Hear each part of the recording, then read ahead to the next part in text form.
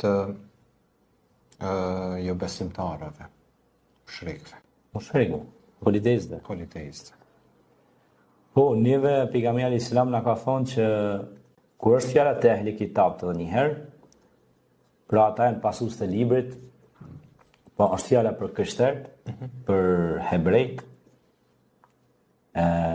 atyre, në qoftë se ata kanë prej atë mish, na lejohet, ka thonë pejgamberi alayhis salam, me hëngër prej atij mishi. Kurse tek idhujtarët, mushrikët, që besojnë në për çka ti del përpara, si thomë na, në për statuja, në për varre, në për gjëra që nuk bën të adhurojmë, atyre, thot pejgamberi alayhis salam, ushqimi i idhujtarëve është ushqim i fliqur.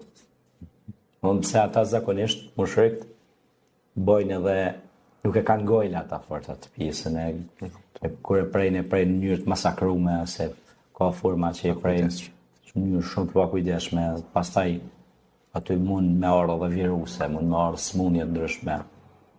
Janë të pakujdesshëm. Ata se kanë gojle kur gjohë, dhe me dur të falame, kurse te krishterët edhe këto besime tjera e kanë edhe ata pastërtim, për shembull. Kur përmendet Shandoni, thot hyri në tempull Jezusi edhe, si thom na Isai alayhis salam, edhe i përvul durë, thot edhe u la, u pastru.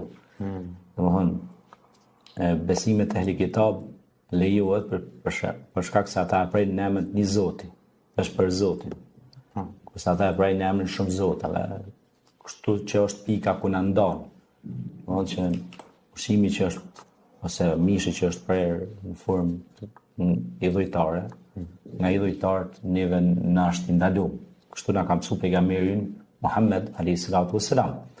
Laqad kana lakum fi rasulillahi uswatun hasanat, pra ne kemi shembullin më të mirë kam Muhammedin alayhi salatu wassalam. Kështu që ushqimi i idhujtarit është i prishur, është i keq, do të pas kujdes. Zakonisht tash po flitet të këto smundjet që kanë ardhur zakonisht për Kine, sepse kinezët nuk, një grup i madh i tyre janë idhujtar, nuk shohin formën se si e prejna, se si e lajna, se si e hedhë dhe hedhë me përzime kryma, me lloj insekte. Se këshia, normal është e vërtet kjo. Neve na duket disi tragjike, po për ata është sikur ata është në rregull. Kur gjë hiç.